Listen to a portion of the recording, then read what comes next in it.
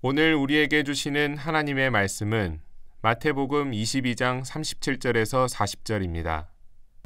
예수께서 이르시되 내 마음을 다하고 목숨을 다하고 뜻을 다하여 주 너의 하나님을 사랑하라 하셨으니 이것이 크고 첫째 되는 계명이요 둘째도 그와 같으니 내 이웃을 내 자신같이 사랑하라 하셨으니 이 두 계명이 온 율법과 선지자의 강령이니라.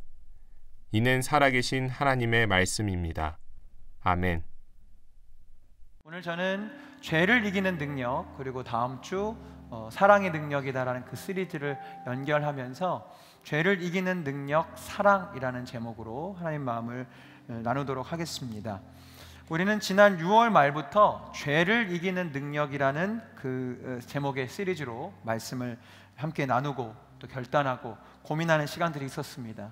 7가지의 죄는 무엇인지 다시 한번 좀 살펴보기를 원하는데, 분노, 교만, 질투, 정욕, 탐심, 탐식, 그리고 지난주 게으름, 이렇게 말씀이 정리가 되었습니다.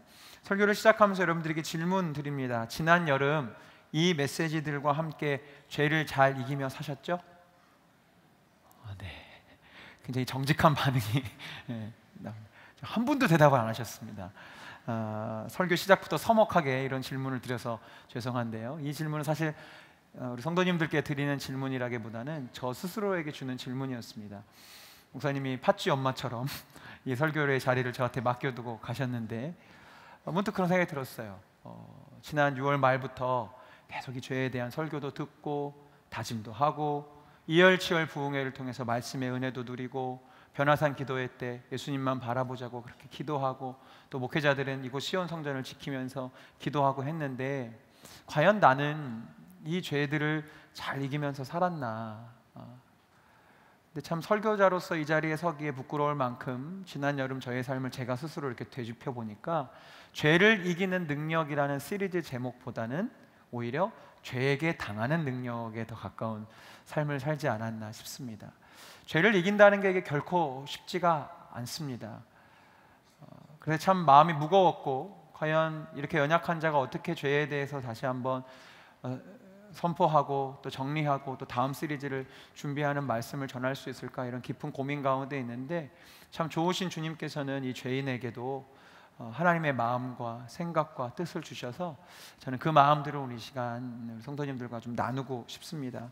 이런 고민 가운데 있는 저에게 주님이 첫 번째 깨달음을 주신 것이 무엇이냐면, 죄를 이기는 능력이 내 스스로에게 없음을 인정해야 된다는 생각을 강하게 주셨습니다.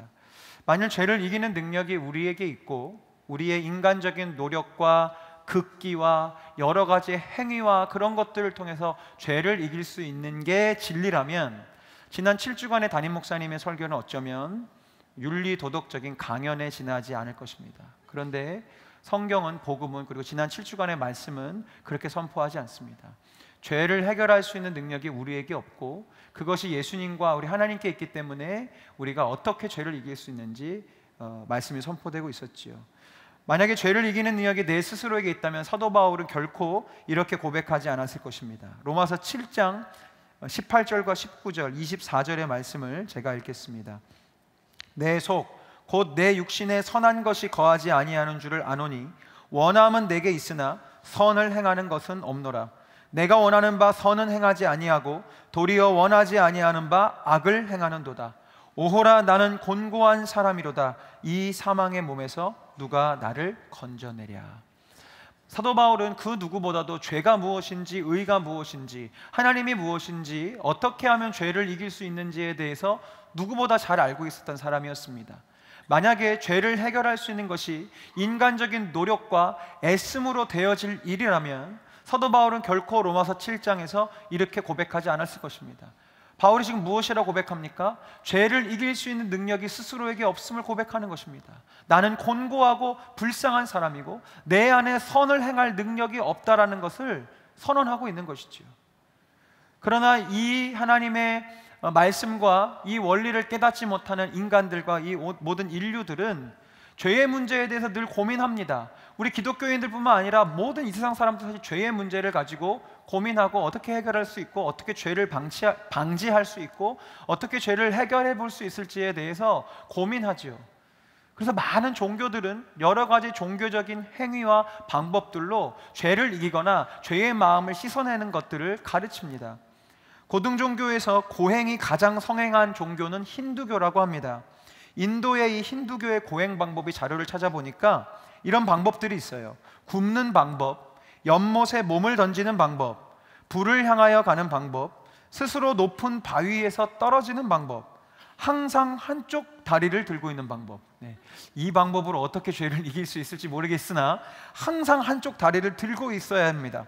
항상 재, 가시, 소의 배설물 위에 눕는 방법, 재를 몸에 바르는 방법, 장발로 머리를 자르지 않는 방법, 손톱을 자르지 않는 방법 등 여러 가지 그런 방법들로 힌두교도들은 죄를 이기거나 죄를 해결해 볼 수 있노라고 가르치고 그렇게 행합니다. 지금도 그래서 인도에 가면 걸식 고행자, 단순히 굶주림 때문에 이렇게 구걸을 하는 것이 아니라 이렇게 구걸하는 거지로서의 삶이 또 하나의 고행이 되고 그것으로 자신의 지나온 전생의 죄가를 씻을 수 있다라고 생각하는 마음으로 자발적으로 걸식 고행자가 되는 사람의 숫자가 500만 명에 이르고요, 그들의 교리에 따르면 이런 고행들을 하다가 죽게 되면 하늘에서 새로운 존재로 태어날 수 있기 때문에 기꺼이 이런 방식으로 스스로 목숨을 끊는 사람들도 있다고 합니다.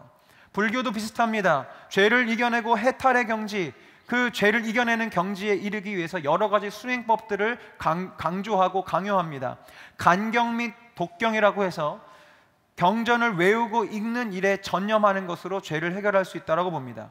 참선이라고 들어보셨을 텐데 결가부자 자세로 명상을 하거나 침묵을 하거나 이런 방식을 통해서 자신 안에 들어오는 여러 가지 잡념, 욕심, 욕망들을 밀어내고 무념무상의 상태에 빠지는 그런 참선을 강조하죠. 이 결가부자가 뭐냐면 아시는 분들은 아시겠지만 이게 보통 쉬운 게 아니더라고요. 이게 오른쪽 허벅지에 왼 발을 올리고요, 왼쪽 허벅지에 오른쪽 발이 올라갑니다. 제가 어제 해봤습니다. 안 되더라고요. 저는 제가 워낙 뻣뻣하긴 하지만 보통 노력해서는 안 되는 자세인데 문제는 이게 풀어지면 참선이 다시 무효가 됩니다. 그게 풀어지지 않게 해야 돼요. 아픈 생각 오면 다시 처음부터 이런 노력들을 통해서 이렇게 마음을 비워내는 거 합니다. 연부를 외우죠. 한 번쯤 들어보셨을 텐데 부처님을 항상 생각하기 위해 연부를 계속 외워요. 주문 같은 것들을 외워서 잡념을 이렇게 없애는 거죠. 참회와 발언, 그 뜻은 가상한데요, 뉘우침과 바람직한 삶의 목표를 갖기 위해 죄를 고백하고 선포합니다. 이건 우리 기독교와 다른 게 별로 없습니다. 금식하고요, 묵언하고 여러 가지 고행을 하는데 특별히 절하는 것을 불교에서는 강조를 하죠. 108배, 1080배, 3000배, 1만배, 3만배, 자기가 해결해야 된 죄나 어떤 필요한 목적이 있는 그 숫자만큼 부처님에게 절을 해서 뭔가를 해결해야만 합니다. 티베트 불교에서는 오체투지라고 해서 한 번 절할 때 이마와 가슴과 배와 팔꿈치, 무릎이 다 땅에 닿는 방식으로 절을 하는데 구원을 받기 위해서 자신의 죄과를 해결하기 위해서는 자신이 사는 고향에서 이 티벳의 수도인 라사에 있는 조캉 사원에 이르는 그것이 수십 킬로든 수백 킬로든 이 오체투지의 방식으로 기어서 가야 합니다. 이슬람교도 마찬가지입니다. 여러 가지 율법적인 행위들이 있는데 대표적인 것이 라마단이라는 그 기간입니다. 한 달에 한 번 그들의 그 달력의 일과에 따라서 1년에 한 번 라마단 기간이 되면 해가 떠 있는 동안에는 금식해야 하는데 음식만 금하는 것이 아니라 물, 담배, 여러 가지 그런 즐거움을 주는 것들과 더불어 부부간의 성관계도 금지되어 있습니다. 이 기간 동안에 날마다 5번씩 기도해야 하는 것은 물론이고 철저하게 금욕적인 시간들을 해가 떠 있을 동안 하지요. 제가 작년에 저희 청년들과 함께 이스라엘 성지순례를 갔는데요, 성지순례를 딱 갔더니 첫 시작하는 날 가이드 해주시는 목사님이 말씀을 해주시는 거예요. 우리 이 버스를 운전해 주시는 기사분이 아랍 분이십니다. 그래서 지금 라마단 기간이기 때문에 지금 이분이 굉장히 예민해 있다고, 굉장히 지금 배도 고프고 하고 싶은 것도 못하고 해가지고 예민해 있으니까 우리 청년들, 우리 신학생들 제 시간에 제깍제깍 모이지 않으면 기사분이 굉장히 화를 낼지 모르니까 조심해 달라고 얘기를 하는데 제 마음속에 문득 그런 생각이 들었어요. 아무리 그렇게 금식하고 금욕하는 목적이 무엇일까? 그렇게 예민하게 화내고 할 거라면 왜 하는 거지라는 생각이 들었어요. 근데 뭐 이슬람교, 힌두교, 불교만의 일이 아니죠. 뭐 유대교나 우리 기독교도 이제 그 말씀들이 이런 본질적인 복음의 진리가 없어져 버리면 율법주의에 빠져서 죄를 해결해 보려고 하는 거예요. 어떤 율법적인 방법들, 우리도 금식 있고 죄를 고백하는 거 뭐 다 있잖아요. 뭐 불교만 있나요? 우리도 성경 보라고 강조하잖아요. 묵상하라고, 단어만 바꾸지 뭐 명상 대신 묵상이라는 단어도 쓸 수 있죠. 우리도 어떤 율법적인 종교적인 방법을 통해서 죄를 해결해 보려고 했습니다. 지난 교회사를 보면 초대교회 이후에 이제 교회가 국교화가 되고 중세기독교를 거쳐 이런 과정들을 보면 이 땅에 있던 기독교인들도 죄를 해결해 보려고 무수히 많은 인간적인 노력들을 했다는 것을 알 수 있습니다. 캐톨릭에서는 참 많은 방법들을 통해서 죄를 해결해 보려고 해요. 그러나 그래도 죄가 해결되지 않으니까 중세시대 때 수도원 운동이 일어나게 되는데 이유는 딱 하나입니다. 이 속세에 있다 보니까 죄를 계속 지으니까 속세를 한번 떠나보자는 거예요. 그래서 속세, 자기가 살던 사회를 떠나서 수도원을 이루어서 함께 공동생활을 하고 말씀에 집중하고 매일매일 예배를 드리면 죄가 해결될 줄 알았는데 그렇지 않은 거죠. 수도원에서 또 알력 다툼이 일어나고 시기 질투가 일어나고 누가 수도원 장이냐, 누가 뭐하냐, 그런 다툼들이 일어납니다. 그런 모습을 보고 또 사람들이 피로감을 느껴서 이제 어떤 수도원이 되냐면 따로 혼자 독립해서 수도를 하겠다는 사람들이 나와요. 근데 그래도 그런 방식으로 죄가 해결되지 않으니 교회사를 보면 오리겐이라고 하는 초대 교부가 있었는데 그가 스스로 수도하기 위해서 혼자 동떨어져 있어서 깊은 산골짜기나 동굴에 들어가도 자기 안에 불러일으키는 그런 성욕이나 여러 가지 욕심들을 해결할 수 없으니까 스스로 극단적인 방법을 택하죠. 예전에 담임 목사님 말씀해 주신 적이 있었는데 자신의 성기를 절단합니다. 그래서 금욕하겠다는 거예요. 그래서 그의 제자들이 또 그런 걸 굳이 본받을 거 없는데 다 본받아서 팔을 만들어서 그런 일들을 했어요. 그런다 죄가 해결되었나요? 그런 방식으로 크리스천들이 성적인 범죄가 근절이 되었나요? 그렇지 않지요. 죄는 이겨보려고 내가 애쓴다고 해결될 수 있는 것이 아닙니다. 그것을 우리가 빨리 인정할 수 있어야 진짜 죄를 이길 수 있는 방법으로 나아갈 수 있어요. 죄를 묵상하고 죄를 끊어보려고 하면 할수록 오히려 그것에 더 발목이 잡히는 것 같습니다. 여러 시리즈를 이번에 하게 됐는데 분노를 다룬 주간에 왜 더 화가 나는 일이 많은지 모르겠어요. 저만 그런 거죠. 그리고 지지난주는 무척 힘들었는데 지지난주 주제는 탐식이었습니다. 탐식 설교를 듣고 나니까 다 맛있어 보이고 더 먹고 싶고 괜히 야식 더 하고 싶고요. 그런 마음들이 막 몰려와요. 이상하죠. 그냥 굶는 것은 별로 안 어려운데 작정해서 금식하려고 하면 모든 게 다 맛있어 보이는 겁니다. 다시 말씀드리지만 죄를 이겨보려고 애쓴다고 죄를 이길 수 있는 것이 아닙니다. 이것을 빨리 깨달아야 우리는 죄로부터 자유할 수 있습니다. 우리의 신앙은, 우리 특별히 기독교 이 복음의 신앙은 우리의 행위에 달려있지 않기 때문에 그렇습니다. 우리 신앙은 철저하게 하나님과 우리의 관계성, 이 관계에서부터 시작되고 이 관계가 그 무엇보다 중요합니다. 주님은 우리의 창조주가 되어주셨고 우리는 주님의 피조물이 되었습니다. 창조주와 피조물의 관계가 있는 것이죠. 고아처럼 살고 하나님 없이 살았던 우리가 은혜로 말미암아 하나님의 자녀가 되었습니다. 하나님 우리의 아버지가 되어주셨습니다. 여기도 관계입니다. 신랑 되신 예수님께서 흠이 많고 부정하고 여러 가지로 혼란스러운 우리를 거룩한 신부로 삼아 주셔서 주님과 우리는 결혼 관계가 되었습니다. 모든 것이 관계입니다. 그리고 이 관계의 중심에는 사랑이 있습니다. 주님이 우리 모두를 창조하시고 이 인류를 창조하시고 얼마나 사랑스러우셨냐면 다른 것들은 보시기에 좋았더라고 하셨는데 사람을 지으신 이후에는 보시기에 심히 좋았다고, 너무너무 좋았다라고 그 사랑을 고백하시고요. 자녀된 우리를 향해서는 스바냐 3장 17절에 이렇게 사랑을 고백하세요. 너희 하나님 여호와가 너희 가운데 계시니 그는 구원을 베푸실 전능자시라. 그가 너로 말미암아 기쁨을 이기지 못하시며 너를 잠잠히 사랑하시며 너로 말미암아 즐거이 부르며 기뻐하시리라 하리라. 아멘. 이것이 우리를 향한 주님의 사랑입니다. 이 사랑의 관계에서부터 우리 크리스천들의 삶은 시작되는 것이고 죄가 되었든 의가 되었든 무엇이든 이 관계에 의해서 출발하는 것이지 이 관계 없이 행하는 행위나 노력들이나 율법적인 것들은 사실 별로 큰 의미가 없습니다. 또 말씀드리지만 죄를 이기는 능력은 나에게 있지 않습니다. 죄를 이기는 능력은 오직 사랑에 있습니다. 그리고 이 사랑은 두 가지 차원으로 살펴볼 수 있는데요, 첫 번째는 나를 향하신 주님의 사랑으로 우리는 죄를 이길 수 있습니다. 그리고 두 번째 차원으로는 주님을 향한 우리의 사랑, 주를 향한 나의 사랑으로 우리는 죄를 이길 수 있습니다. 오늘 이 예배를 통해 이 두 가지를 나누고 싶은데요, 첫 번째, 나를 향하신 하나님의 사랑으로 어떻게 죄가 해결되는가? 성경에 참 많은 예들이 있지만 몇 가지만 살펴보도록 하겠습니다. 인류가 최초로 하나님께 범죄를 하는데 아시는 것처럼 선악을 알게 하는 나무의 실과를 먹음으로 인간은 범죄합니다. 주님이 모든 것을 허락하였지만 그것 하나만은 먹지 말라고 어떻게 보면 첫 번째 언약과 율법이 세워진 것입니다. 그런데 아시는 바대로 아담과 하와는 그 말씀에 순종치 않습니다. 죄를 짓습니다. 그러자 그들에게 찾아온 것은 무엇이냐면 두려움이었습니다. 죄책감이었습니다. 이제 죄를 지었구나, 뭔가 잘못되었구나 깨달았습니다.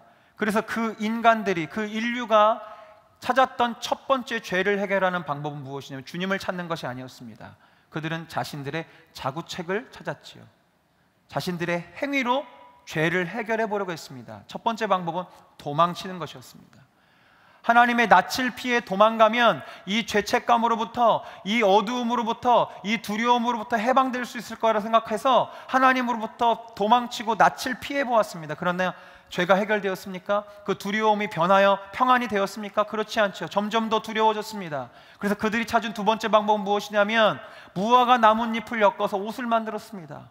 몇 번 움직이면 다 찢어질 그런 것으로 자신 나름대로의 행위와 방법으로 죄를 해결해 보려 했습니다. 죄는 해결되지 않았습니다. 그들의 죄는 어떻게 해결된지 아십니까? 우리 주님이 그들에게 가죽옷을 입히심으로 그 죄가 해결됩니다.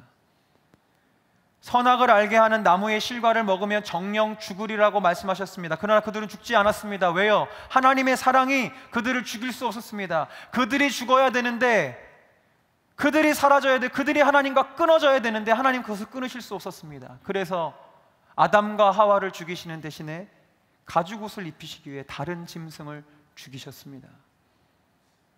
하나님의 사랑이 그들을 다시 살려낸 것이고, 물론 그들이 에덴 동산의 축복에서부터는 이제 멀어지고 일하지 않고도 먹고 살 수 있는 축복으로부터는 멀어졌지만, 형벌로서 그것은 끊어졌지만 주님이 인간을 버리지 않으셨습니다. 아담과 하와를 버리지 않으셨습니다.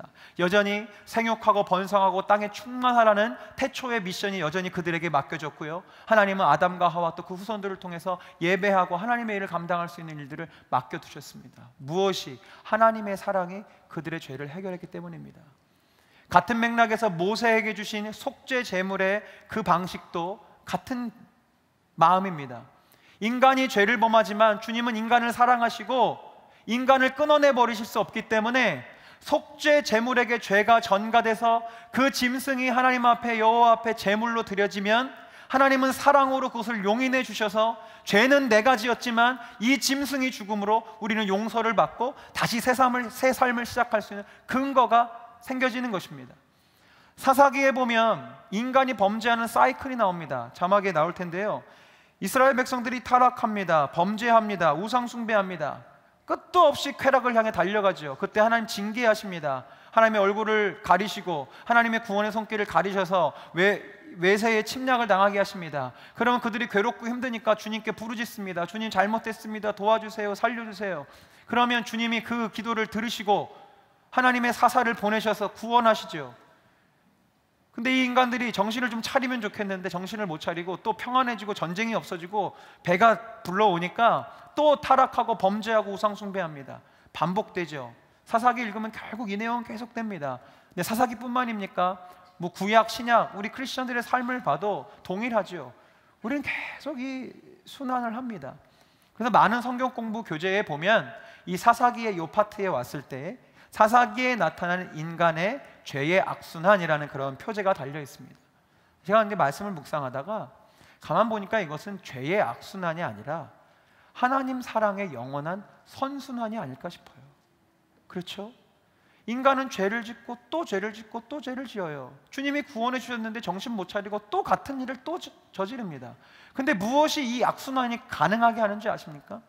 하나님이 용서하시고 사랑해 주시고 또 받아주시고 또 바보처럼 넘어가 주시고 또 이해해 주시는 그 사랑이 없었더라면 이 악순환은 생길래야 생길 수가 없습니다.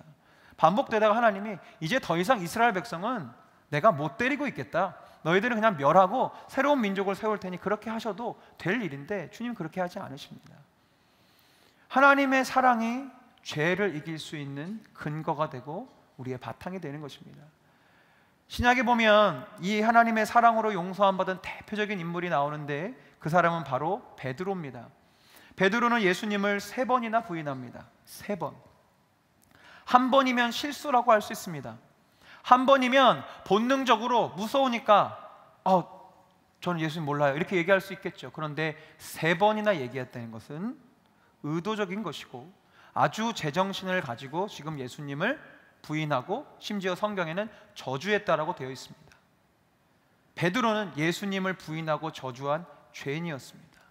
그리고 그 스스로도 그 죄의 그 느낌이 얼마나 큰 건지 알았기 때문에 통곡하면서 태초에 그 아담과 하와처럼 주님을 피해 도망가죠. 십자가를 피해 도망갑니다. 다시 옛사람의 모습으로 돌아갑니다. 다시 어부의 자리로 돌아갑니다. 주님 만나기 전의 모습으로 돌아가 버렸습니다. 상상하건대 그는 다시 어부의 일을 하면서 애써 그 모든 기억들을 지워버리려 했을지 모르겠습니다.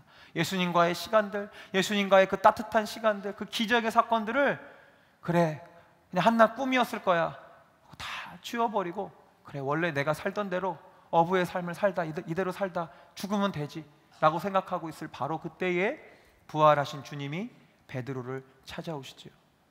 찾아오셔서 이제 제자들 앞에 나타나셨는데 제자들이 처음에는 알아보지 못합니다.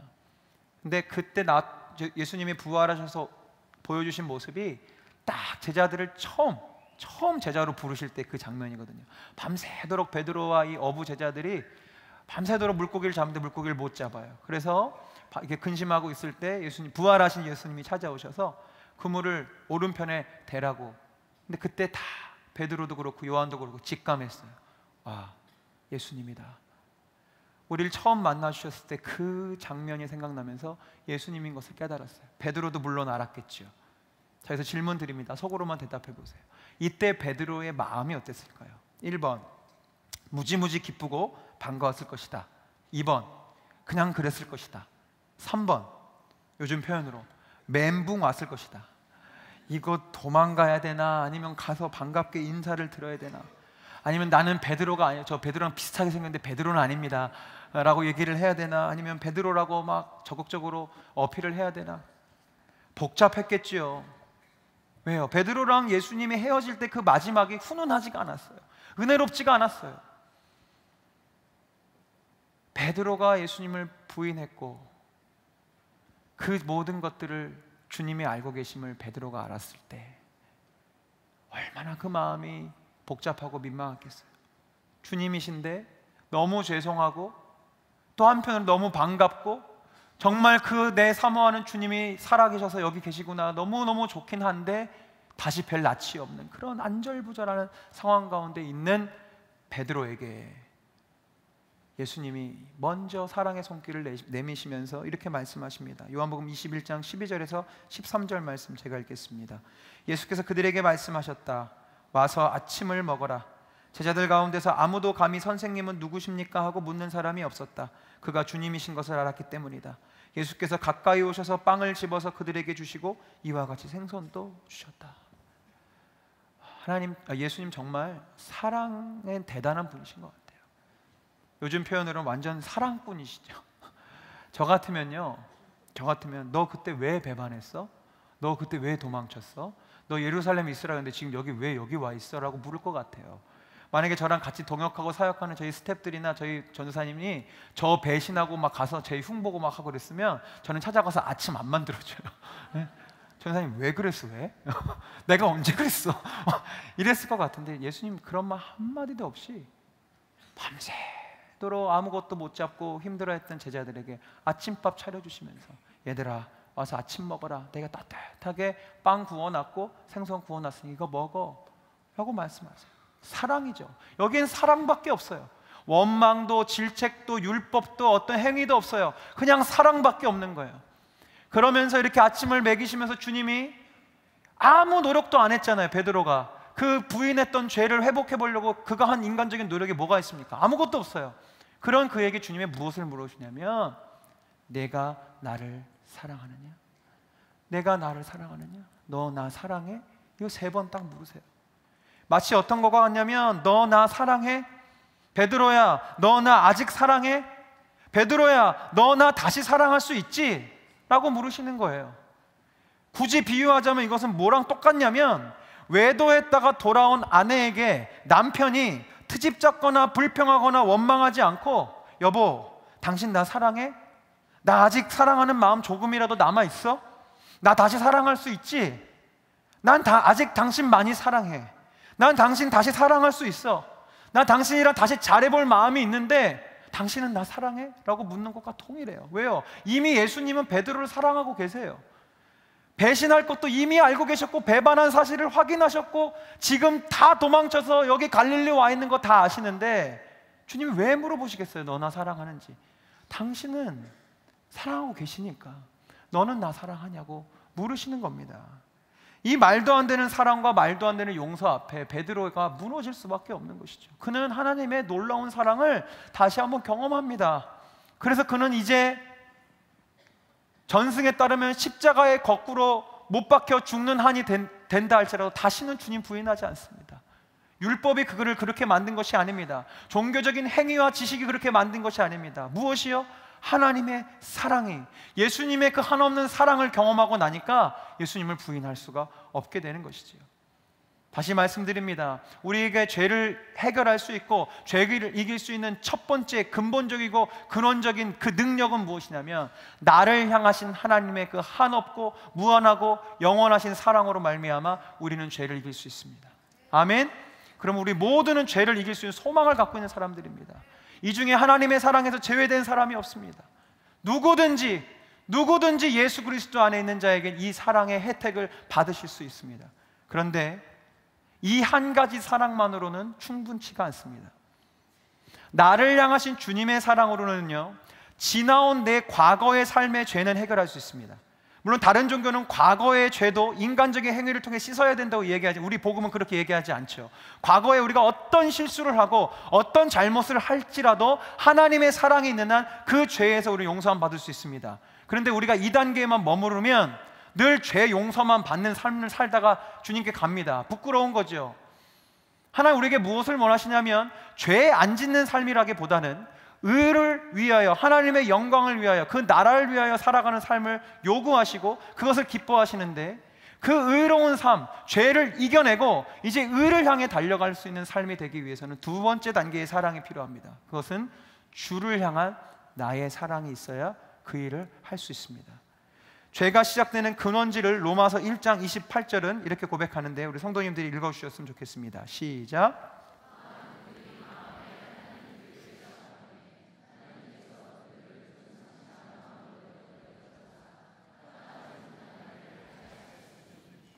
네, 우리의 모든 죄의 시발점이 어디 있는지 로마서 1장에 아주 잘 나타내주고 있어요. 분노, 교만, 질투, 정욕, 탐식, 게으름, 우리 대표적인 7가지의 이제 범죄인데, 이 모든 것들이 어디서부터 시작되냐면 하나님을 마음에 두지 않는 것에서부터 시작되는 것입니다. 오늘 설교의 맥락으로 표현을 바꾸자면, 하나님을 사랑하지 않는 데서부터 이 죄악들이 시작되는 거예요. 이것을 우리가 분명히 알고 있어야 합니다. 어떤 상황 때문에 죄를 짓는 것이 아닙니다. 어떤 무슨 조건 때문에 죄를 짓는 것이 아니에요. 근본적으로 우리 마음속에 하나님이 계시지 않고 우리 마음에 성령님 계셔도 우리가 그 성령님을 사랑하지 않기 때문에 마치 하나의 병의 증상처럼 그렇게 우리 안에 분노도 일어나고 탐심도 일어나고 게으름도 발생하는 것입니다. 그러므로 하나님의 사랑으로 용서받은 우리가 이제 은혜 가운데 거하며 더 이상 죄짓지 않고 의를 위하여 달려갈 수 있는 방법은 오직 한 가지밖에 없는데, 하나님과 다시 사랑에 빠지는 길밖에 없습니다. 이거밖에 없어요. 하나님과 사랑에 빠지지 않고서는 우리는 죄를 이길 수도 없고 의를 위해 살아갈 수도 없습니다. 베드로를 다시 찾으신 주님의 한마디가 무엇입니까? 네가 나를 사랑하느냐. 사랑이란 단어였어요. 주님 다시 찾아오셔서 어떤 사명을 맡기시거나 어떤 일을 맡기시거나, 이제 예루살렘에 돌아가서 이렇게 하라고 일을 맡기신 것이 아니잖아요. 사랑을 물어보시는 거예요. 사랑해달라고. 오늘 우리가 본문으로 읽은 마태복음 22장, 너무나도 우리가 잘 알고 있는 말씀이지요. 예수님께서 이 모든 성경에 서려 있는 하나님의 뜻을 두 가지로 압축하셨는데 그 중에 첫 번째가 무엇이냐면 하나님을 마음과 목숨과 뜻을 다해 사랑해라. 이것이 전부다. 너희들 하나님 사랑해라. 이것이 모든 성경의 가르침이라고 예수님 소리치고 계시는 거예요. 그러니 하나님을 사랑하지 않고 하나님에 대한 사랑에 빠지지 않으면 우리가 행하는 모든 종교적인 행위들과 성경에 따르면 산으로 옮길 만한 믿음이 있고 자기 몸을 불사르게 내어주어도 주님께는 아무런 소용이 없는 것입니다. 하나님이 내 마음에 계실 때 우리는 죄를 이기게 됩니다. 하나님과의 깊은 사랑에 빠지게 되면요, 죄를 지으라고 해도 죄 안 짓습니다. 그게 사랑의 힘이기 때문에 그렇습니다. 그 원리를 은혜가 다스리는 삶이라는 책에서 스티브 맥베이 목사님이 아주 잘 정리를 해놓으셔서 좀 길지만 제가 책의 일부분을 읽어드리도록 하겠습니다. 죄를 이기기라는 그 챕터에 있는 글인데요, 어릴 때 나는 구슬치기를 좋아했다. 그래서 마당의 흙바닥에 원을 그리고 그 원 안에 구슬을 한 뭉치 모아놓고는 1시간 동안 줄곧 구슬치기를 했다. 이 놀이를 그만두게 될 날이 온다는 것을 그때는 상상조차 할 수 없었다. 물론 언젠가는 구슬치기를 하는 내 모습이 좀 주책 없이 보이게 될 날이 올 거라고 예상했지만 거기까지 생각하고 싶지는 않았다. 그때 나는 영원히 구슬치기를 하고 싶었다. 하루는 바깥에서 구슬치기 연습을 하는데 누가 나를 불렀다. 필립네 마당으로 고개를 돌렸더니 어제까지만 해도 없었던 농구 골대 아래에 필립과 리키 그리고 데니가 서 있었다. 스티브, 우리 농구 시합할 건데 사람이 한 명 부족해. 너 같이 할래? 아이들의 말에 나는 즉시 구슬을 내팽개치고 다시는 돌아보지 않았다. 새로운 흥미거리를 발견한 것이다. 그 후 나는 농구를 제일 좋아했다. 학교에 있을 때면 집에 가서 농구할 생각만 했다. 우리는 날마다 어둑어둑해질 때까지 농구를 했다. 금요일에는 특히 더욱 신났다. 다음 날은 학교에 가지 않기 때문에 부모님은 꽤 늦은 시간까지 바깥에서 놀도록 허락해 주셨기 때문이다. 농구는 정말 평생 해도 되겠다. 나는 그렇게 생각했다. 하긴 건너집 램버트 아저씨도 여전히 농구를 하시잖아. 어른인데도. 그때만 해도 농구를 하지 않는 금요일은 내 평생에 단 하루도 없을 것이라 확신했다. 그만큼 나는 농구에 열정이 있었다. 16이 될 무렵 주일에 식구들과 교회를 갔다. 주일 예배를 드리는데 어느 여학생이 눈에 들어왔다. 처음 보는 아이였다. 나는 그때까지만 해도 이성을 사귀어본 적이 없었다. 그 여학생이 내 앞을 지나갈 때 유심히 살펴보았다. 그리고 지금이 바로 이성 교제의 적기라는 사실을 직감했다.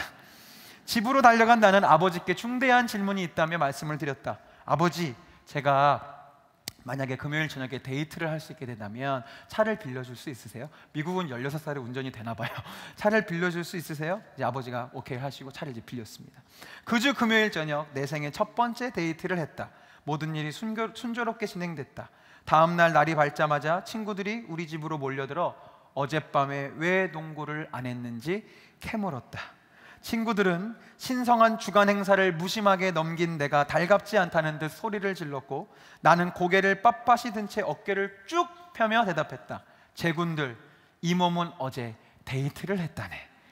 나는 실망한 친구들을 뒤로 한 채 그 여학생에게 다시 전화를 걸어 금요일 저녁 데이트를 또 신청했고 그 애는 내 신청을 거절하지 않았다. 우리는 이후 3년 동안 금요일마다 계속 만났고 결국 결혼했다. 1973년에 결혼하여 쭉 같이 산다. 지금 생각해보니 금요일 저녁에 했던 마지막 농구가 언제였는지 기억나질 않는다.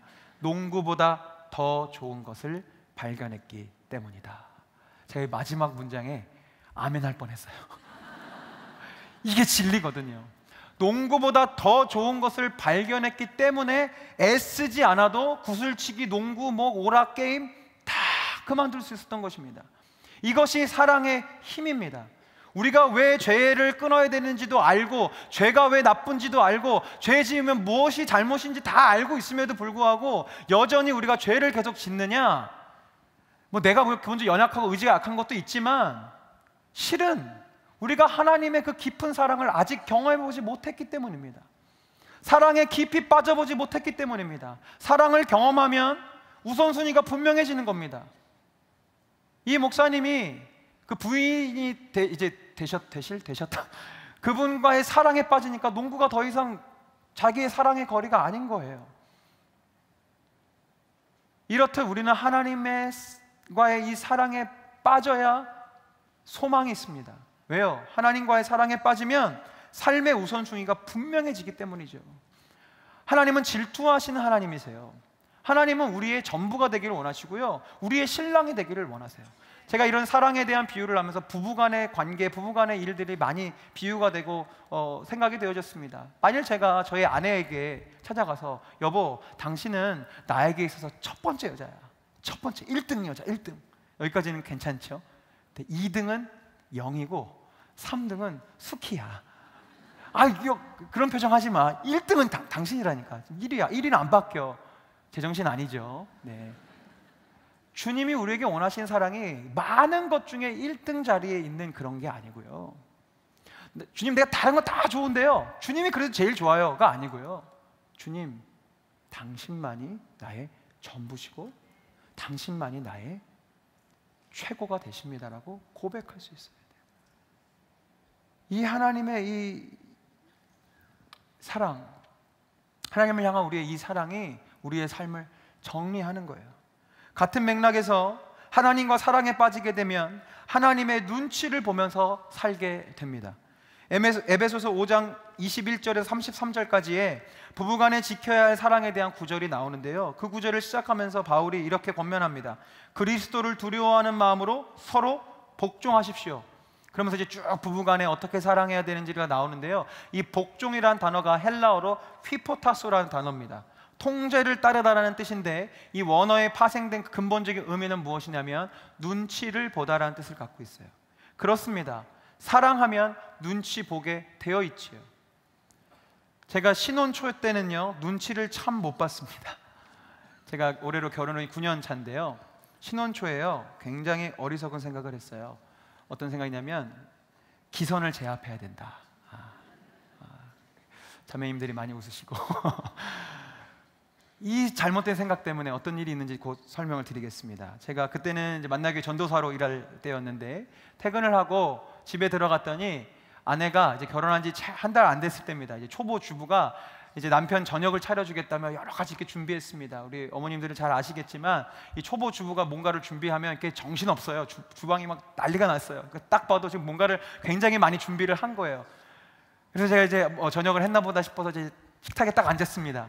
식탁을 바라봤습니다. 식탁을 바라봤는데 반찬이 없어요. 분명히 무언가 놓여져 있기는 한데 반찬이 없어요. 김치가 3개에, 저희 장모님이 김치를 잘 담그시거든요. 김치가 3개에, 나물이 2개에, 막 샐러드가 막 1-2개쯤 되어 있고요, 밥이 있었어요. 다 풀이었어요. 저는 소세지가 필요했어요. 저는 불고기가 필요했어요. 저는 고기가 필요했어요. 저희 어머니가 그렇게 키우셨거든요. 전 그것을 먹어야만 했어요. 근데 지금 같으면, 제가 타임머신이 있다면 9년 전 그때로 돌아가서 제 뒤통수를 때리면서 야, 여기서 빨리 조용히 먹어 라고 했었어야 되는데, 제가 그때 아내의 길을 잡아야 되겠다라고 생각을 하고, 그리고 또 한 가지는 내가 이거를 또 맛있다고 먹으면 또 평생 풀만 먹게 될 것 같아서 아주 담대한 행동을 제가 하게 됐습니다. 제가 다 차려진 식탁에 아내는 앞에 앉아 있는데 다시 자리에서 일어났습니다. 자, 자매님들 저를 정죄할 준비를 하시고요, 부엌으로 갔습니다.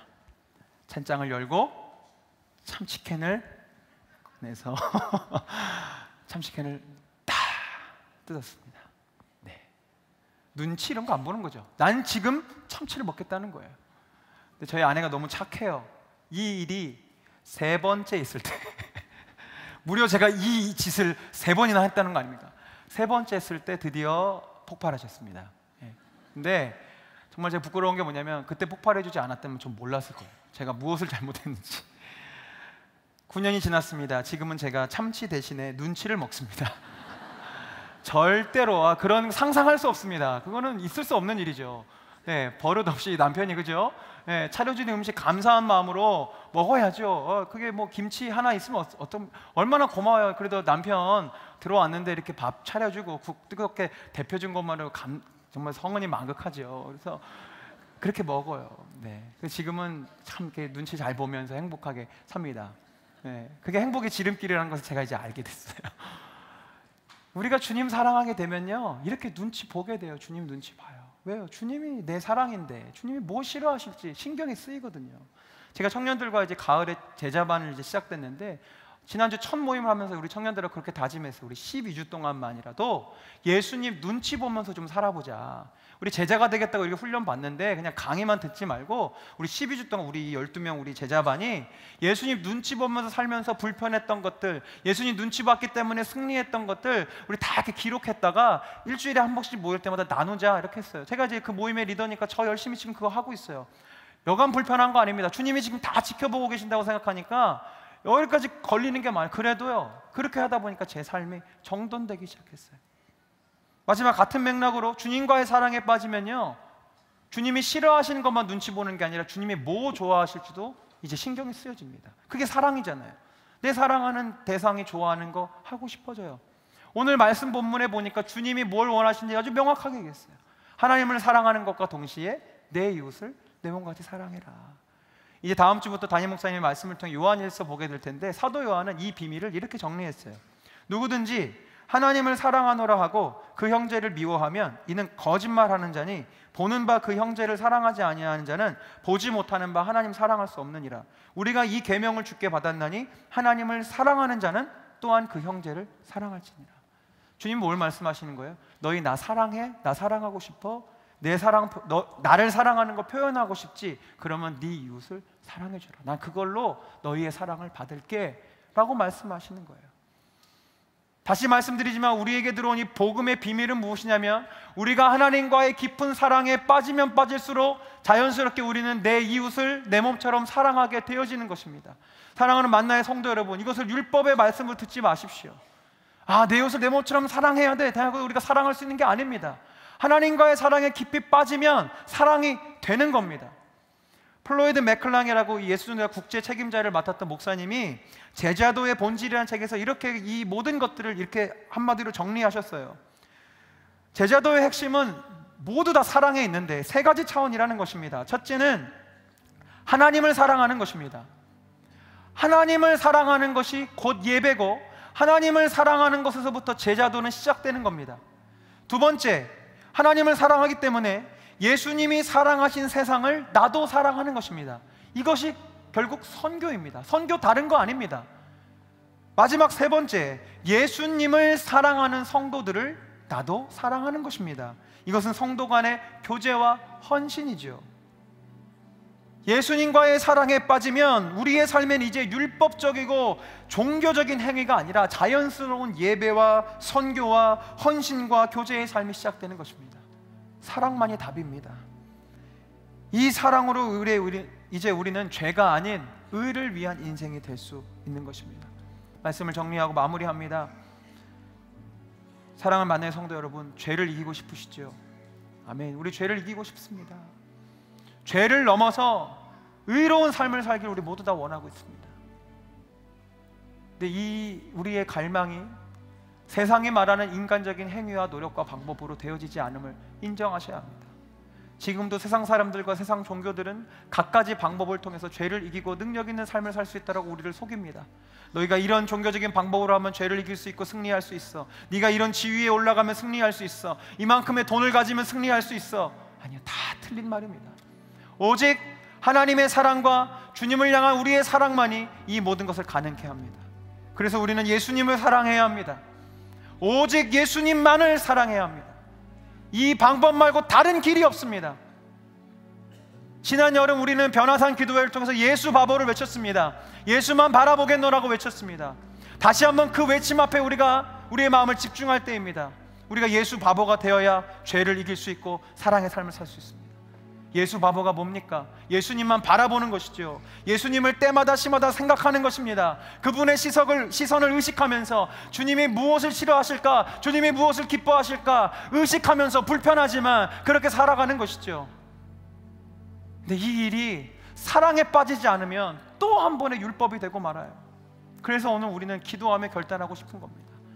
왜냐하면 사랑은 배워서 하는 것이 아니기 때문에 그렇습니다.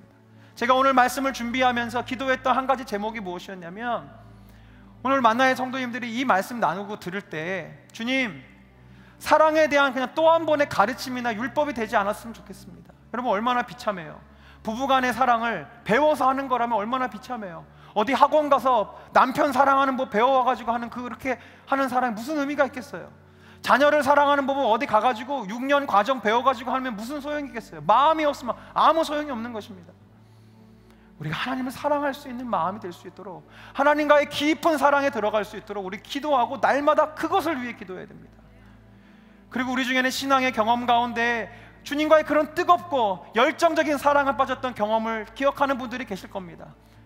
지금 우리 그 사랑은 다 어디 갔습니까?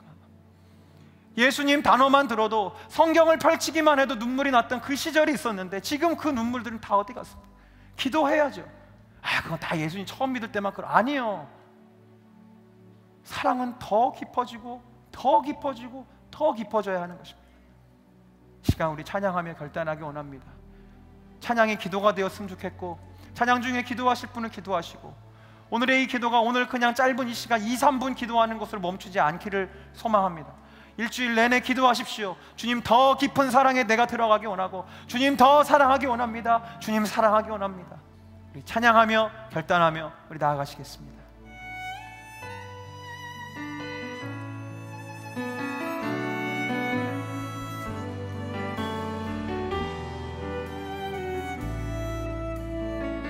나 무엇과도 주님을 바꾸지 않으리. 나 무엇과도 주님을 바꾸지 않으리.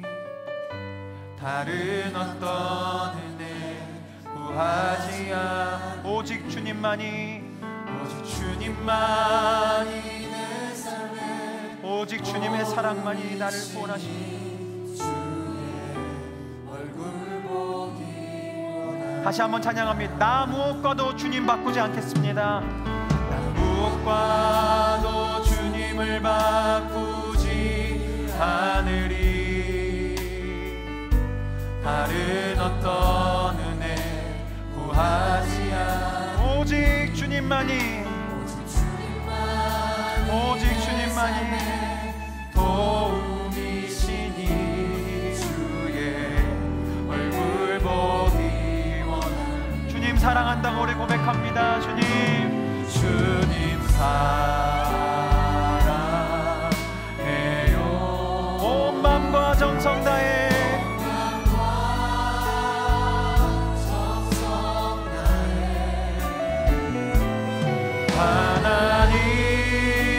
하나님의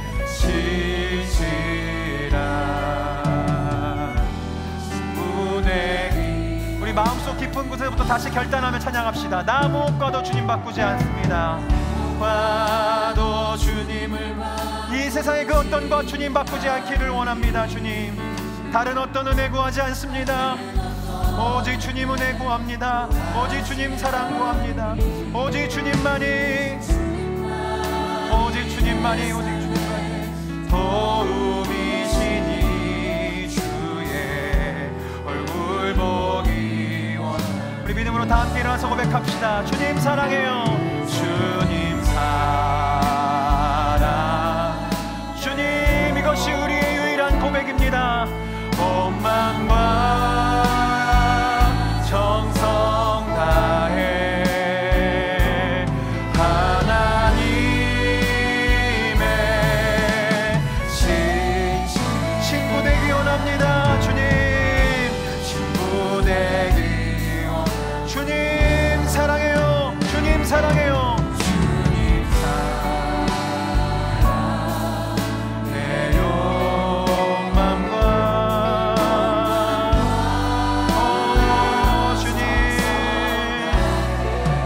신실한 친구 되기 원합니다. 주님을 배반하는 친구가 아니라 하나님의 신실한 친구 되기 원합니다. 주님, 친구. 우리 마지막 한 번 더 찬양합니다. 주님 사랑합니다. 주님 사랑합니다. 주님 사랑합니다. 온 마음과 정성 다해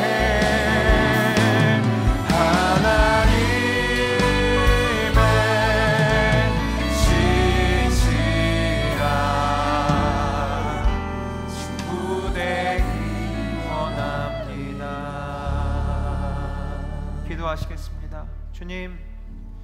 주님 사랑합니다. 주님 사랑합니다. 주님 더 사랑하기 원합니다. 연약한 거 많고 넘어지는 거 많지만 그래도 내 속에 주님 사랑하는 마음이 있습니다. 주님 사랑하는 마음 때문에 부끄러운 거 많지만 주님 존전 앞에 나왔고요. 주님 사랑하는 마음으로 주님 앞에 헌금도 드렸고, 주님 사랑하는 마음으로 지금 결단도 했습니다. 주님, 이 마음 받아주시옵소서. 우리가 주님을 사랑하고자 합니다. 주님 사랑하는 마음이 있습니다. 겨자씨처럼 작은 이 마음 주님 역사해 주셔서 이제 놀랍도록 큰 하나님의 사랑으로 우리의 마음이 가득 채워질 수 있도록 도와주시옵소서. 나를 향한 주님의 사랑과 주님을 향한 나의 사랑으로 죄를 이기게 됨을 우리가 깨달았사오니 이제 주님을 사랑하며 그 사랑으로 우리가 승리할 수 있는 우리 모두가 되기를 원합니다. 성령님, 연약한 우리 붙잡아 주셔서 삶의 모든 자리에서 주님 사랑하며 살아가시는 우리 되게 도와주시고, 하나님, 우리가 넘어지더라도 쓰러지더라도 다시 한번 주님 사랑 붙잡고 사랑의 자리로 일어설 수 있고 회복할 수 있는 모든 하나님의 사람들 되게 하여 주시옵소서. 오늘도 주님 사랑하는 마음으로 드려진 귀한 예물 주님 사용하여 주셔서 하나님의 나라를 이루어 주시고, 우리 만나의 모든 성도들 재정적인 어려움으로 하나님 근심하지 아니하도록 하나님의 뜻으로 하나님의 방법으로 채우시고 하나님 흘러 넘치게 하여 주시옵소서.